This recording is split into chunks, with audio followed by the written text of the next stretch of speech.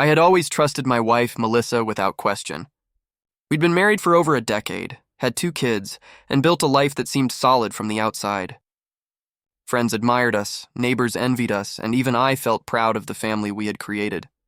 But over the past few months, a gnawing doubt had begun to grow inside me. Small things. Her phone disappearing into her purse, sudden late nights at work, vague excuses, hinted at a truth I didn't want to face.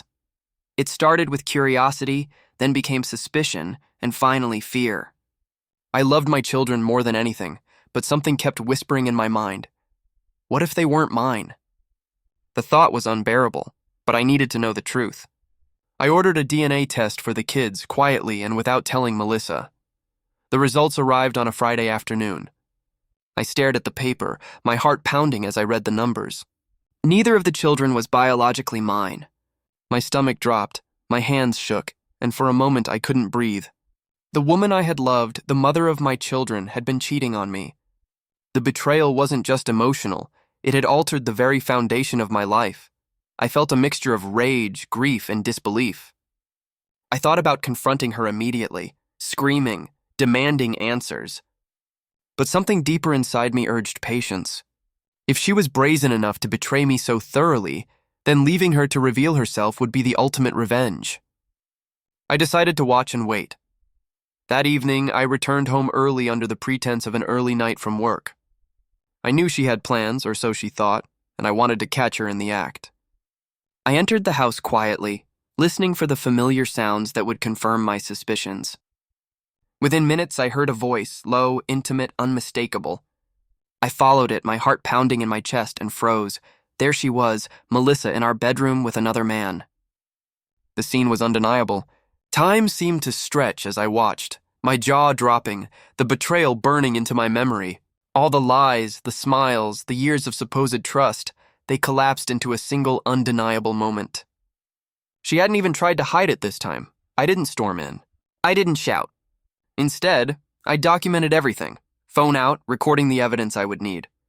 I wanted this moment preserved, not for revenge through shame, but for clarity, for proof, for the undeniable truth that would allow me to reclaim my life. When they finally noticed me, panic flashed across their faces. Melissa tried to speak, stammering, but I had already seen enough. My rage was cold and controlled. "Get dressed," I said, voice steady. "You have 10 minutes to leave this house." They scrambled, muttering apologies that sounded hollow even to them. As the door slammed behind them, I felt a strange mix of relief and fury. The act of betrayal was complete, but so was the first stage of my revenge, reclaiming control. The next morning, I contacted a lawyer. Divorce papers were prepared, custody arrangements discussed, and financial protections put in place. I wanted to ensure that Melissa couldn't manipulate the situation or evade the consequences of her actions. I wasn't interested in drama or public spectacle. I wanted justice and closure. I called Melissa in for a meeting, calm and composed. She arrived, expecting perhaps an argument or maybe tears or the typical emotional confrontation. Instead, I handed her the divorce papers along with a copy of the DNA test results. I let the silence hang between us for a long moment before speaking. "I saw everything," I said quietly. "The affair, the betrayal, the lies. And the children are not mine biologically. This ends today." Her face went pale. She tried to protest, to explain, to claim it was a mistake, but I didn't let her speak. The truth was irrefutable. I had the evidence. I had the power. And I had decided not to tolerate betrayal any longer. The divorce process moved quickly. Custody was awarded to me, with Melissa granted supervised visitation. Her attempts to manipulate the children or sway legal proceedings failed. The court recognized the severity of her betrayal and the importance of protecting the kids' stability. In the months that followed, I focused on rebuilding. The house, once a site of betrayal, became a sanctuary again. I established routines, ensuring the children had consistency and security. School events, bedtime stories, weekend activities, everything became a priority. Watching them laugh and thrive reminded me that despite Melissa's lies, life could continue, stronger and more focused than before. Melissa attempted contact, tried to plead, to apologize, to regain control. I refused. I blocked her numbers, limited her visitation to court-approved times, and maintained distance. True revenge, I realized, wasn't about public humiliation or dramatic confrontation. It was about reclaiming life, dignity, and control. Her betrayal was absolute, but so was my response.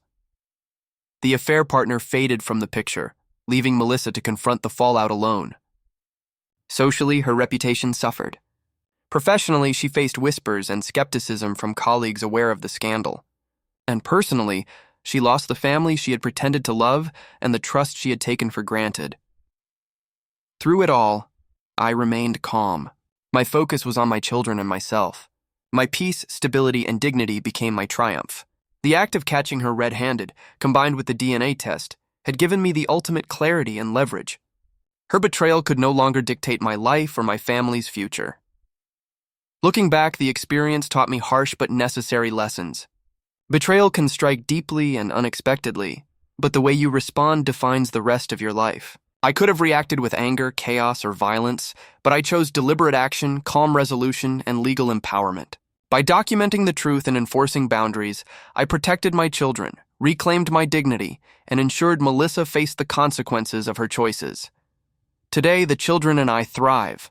The memory of the betrayal remains, but it no longer holds power over us. Life has been rebuilt around honesty, stability, and love. Melissa's actions are a permanent part of her past, and my response, controlled, decisive, and resolute, shaped the future I wanted. In the end, the DNA test wasn't just proof of betrayal, it was the catalyst that allowed me to confront the truth, catch her in the act, and take decisive control over my life. My revenge was instant, calculated, and complete. It wasn't about humiliation or spectacle, it was about reclaiming what she had tried to steal: trust, stability, and the well-being of my family. And in that I found clarity, strength, and peace.